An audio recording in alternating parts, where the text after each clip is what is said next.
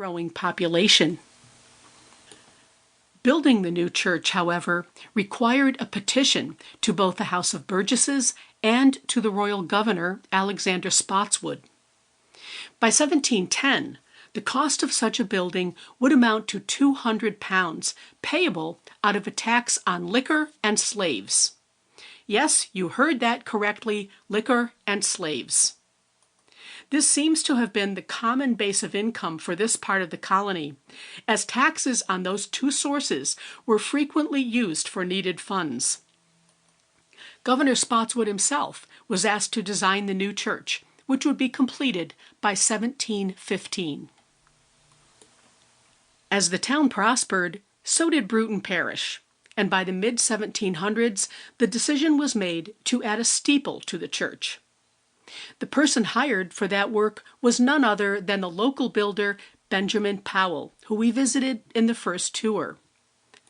At that time, Powell was a very busy man.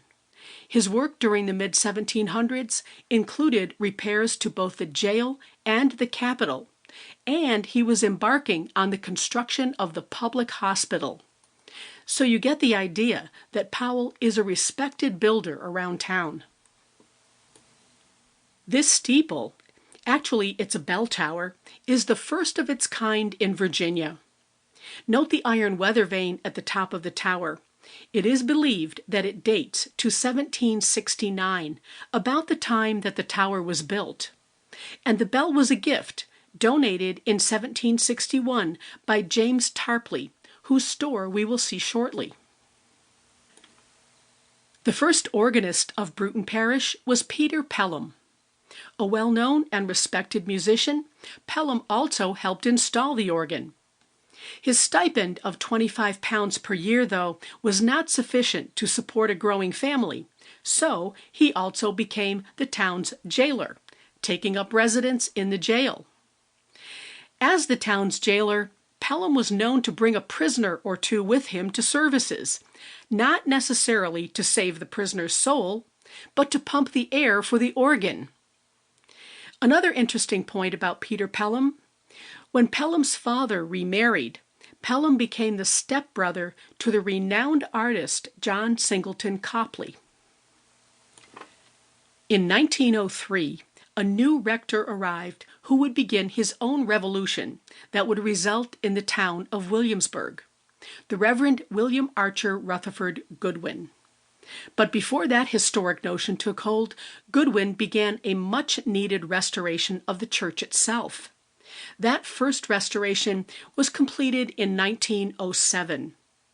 The church would receive a good deal of attention during the restoration of the town in the 1930s.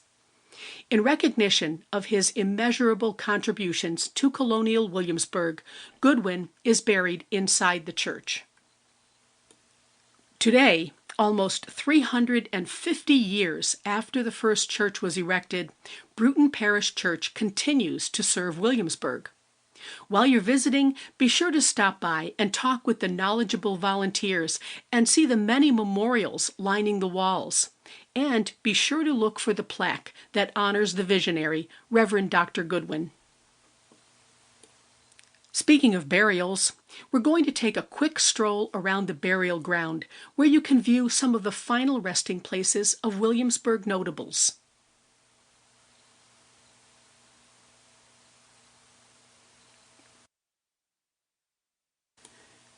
From the church records, we can estimate that there are about 30 burials within the church building.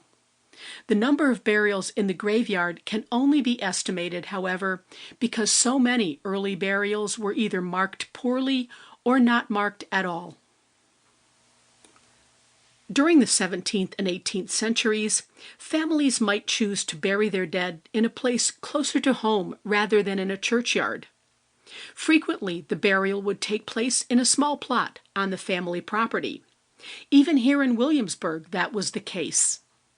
As more families settled on farms and plantations, those burial plots increased in number, and often they were quite far from the local church. How do you think the local ministers felt about having to visit these far-flung places to perform a burial service? Obviously, they would not have enjoyed